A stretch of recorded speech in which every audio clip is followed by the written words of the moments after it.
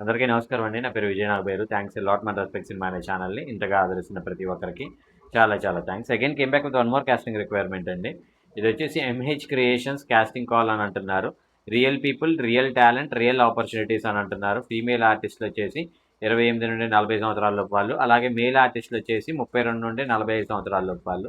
అలాగే child artist girls వచ్చేసి 5 నుండి 9 సంవత్సరాల లోపు వాళ్ళు. చైల్డ్ ఆర్టిస్ట్ బాయ్స్ వచ్చేసి 5 నుండి 9 సంవత్సరాల లోపు వాళ్ళు. అలాగే ఓల్డ్ క్యారెక్టర్స్ పెద్దవాళ్ళ క్యారెక్టర్ల కోసం 32 నుండి 35 సంవత్సరాల లోపు ఫీమేల్స్ కావాలి అని అంటున్నారు. To apply send your details with reason photos videos two అని ఇక్కడ వాళ్ళ వాట్సాప్ నెంబర్ ఇచ్చారండి. అక్కడ మీరు ఆ వాట్సాప్ నెంబర్ నేను మీకు చెప్తాను.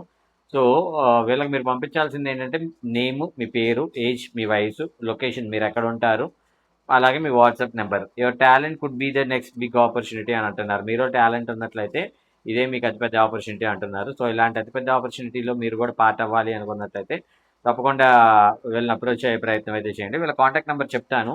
దానికంటే ముందు మన సబ్స్క్రైబర్ అడిగిన ప్రతి ప్రశ్నకి సమాధానం చెప్పడం అనేది మన బాధ్యత కాబట్టి మన సబ్స్క్రైబర్ ఏమి అడిగారు అంటే మరి Nithin last 2 movies 80 crores budget ఎందుకు పెట్టారు సార్ అని అడగటం జరిగింది. ఇక్కడ సింపుల్ థింగ్ ఏంటంటేనండి, ఒక యాపిల్ అనేది అమ్మటానికి కావచ్చు, లేదంటే ఒక పప్పాయ అనేది అమ్మటానికి కావచ్చు, లేదంటే ఒక ఫ్రూట్ అనేది అమ్మటానికి కావచ్చు, దానికి అది లోకల్ మేడ్ అన్నట్లయితే అది పెద్దగా కొనడానికి కానీ, పెద్దగా తినడానికి కానీ, లేదంటే ఎక్కువ రేట్ పెట్టడానికి కానీ ఎవడు ఇష్టపడ్డు, రైట్? సో అలాంటి ఒక పర్టికులర్ సినారియోలో ఫర్ ఎగ్జాంపుల్ మనం క్యాబేజ్ తింటాం, దానికి ఇంకొకటి ఏమంటారు బ్రోక్లీ అని చెప్పేసి క్యాబేజ్ లానే ఉంటుంది, బట్ క్యాబేజ్ కాదు. సో బ్రోక్లీ అనేది పెట్టే దాన్ని క్యాబేజ్ అనేది ఒక 20 రూపాయలకు 30 రూపాయలకు మీకు అర కేజీ లెవెల్లో దొరికినట్లయితే ఈ బ్రోక్లీ అనేది ఒక చిన్నదే మీకు దగ్గర దగ్గర 100-150 రూపాయలు ఉంటుంది అనుకుంటాను. I'm not sure at all. So అలాగే ఇలా డిఫరెంట్ డిఫరెంట్ ఫ్రూట్స్, యాపిల్ అనుకోండి, సిమ్లా యాపిల్ అని చెప్పేసి 4 యాపిల్ ఏమంటారు 200 రూపాయలు, 300 రూపాయలు అలా అమ్ముతూ ఉంటారు. ఇదే లోకల్ ఎక్కడేనండి, మా వెనకాలే తోట ఉంది, ఆ తోటలో పండించి వచ్చాము అంటే 2 రూపాయలకి 3 రూపాయలకి అడుగుతారు. సో ఇక్కడ కూడా ఏంటి అంటే ఇంత బడ్జెట్ పెట్టాము అని వాళ్ళు చెప్తారు. పెట్టారు అని చెప్పినంత మాత్రం అది పెట్టినట్లు కాదు. ఇప్పుడు no one is going to ask you like నువ్వు అంత పెట్టావా, ఏది ప్రతి రూపాయి నాకు లెక్క చూపించు అని ఆడియన్ ఎవడు అడగడు. కాబట్టి నేను కూడా చెప్తాను 80 కర్మ 800 కోట్లు అని కూడా చెప్తాను. బట్ మనకి ఎంతవరకు పెట్టారు అనేది క్లియర్గా అక్కడ ఏమంటారు మనం తెర మీద చూస్తే సరిపోతుంది. తెర మీద చూస్తే ప్రతి ఒక్క రూపాయి మనకు కనపడాలి, అప్పుడు మాత్రం అది పెట్టినట్టు. ఇప్పుడు ఆ 80 కోట్ల సినిమాలో మనం ఏ లొకేషన్లు వాడాం, ఏ ఆర్టిస్టులు వాడాం, ఎంత పెద్ద ఆర్టిస్ట్ అయినా అదర్ దాన్ హీరో హీరోయిన్ వదిలేద్దాం. ఇప్పుడు హీరోయిన్లో కూడా నేనేమంటాను, ఒకవేళ శ్రీలీల కానీ, సాయి పల్లవి కానీ, ఇలాంటి ఒక మినిమం బిజినెస్ ఉన్న హీరోయిన్లు అయితే ఓకే.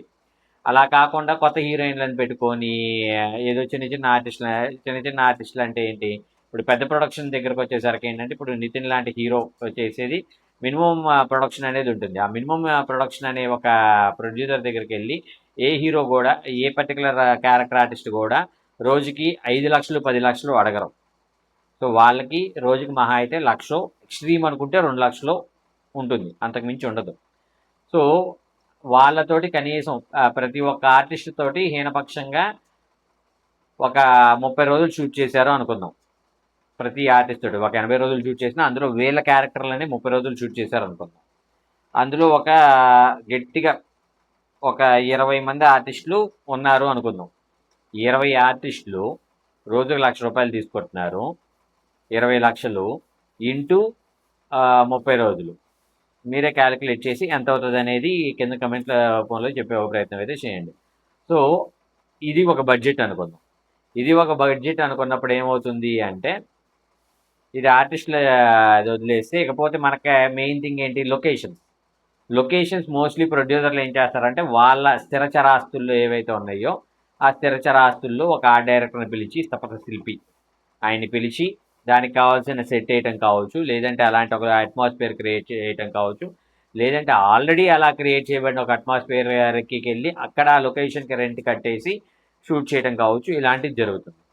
సో మీరు ఒక సినిమా చూసి దానికి బడ్జెట్ చెప్పగలిగారు అంటే then you can become a director. మెయిన్గా మీరు ఒక డైరెక్టర్ అవ్వాలి అంటే మీకు ఉండాల్సిన ప్రధాన లక్షణం ఏంటంటే ఒక సినిమా చూసి ఆ సినిమాకి అప్రాక్సిమేట్గా బడ్జెట్ ఎంత అయింది, ఎగ్జాక్ట్గా అవసరం ప్రతి రూపాయి అవసరం, అప్రాక్సిమేట్గా మీరు ఎంత బడ్జెట్ అయి ఉంటుంది అని చెప్పగలిగినట్లయితే it beat to the core అనమాట.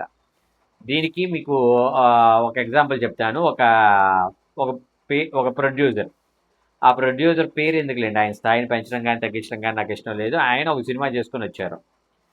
సో ఆయన ఏంటి అంటే ఒక సినిమా చేసుకొని వచ్చి నా దగ్గరికి వచ్చి, విజయ్ గారు ఒక సినిమా చేశానండి, మీకు ఇండస్ట్రీలో పెద్దవాళ్ళతో కొంచెం పరిచయాలు ఉన్నాయి కదా, మీరు కొంచెం మాట్లాడితే ఏమైనా వర్కౌట్ అవుతుందేమో, ఒకసారి మీకు ప్రివ్యూ చేసి చూపెడతాను సార్, ఒక్కసారి రండి సార్ అని. నేను టైటిల్ కార్డ్ రైటర్గా చేస్తున్న సినిమాకి హీరో ఎవరైతే ఉన్నారో ఆ సినిమాకి కూడా అతనే హీరో.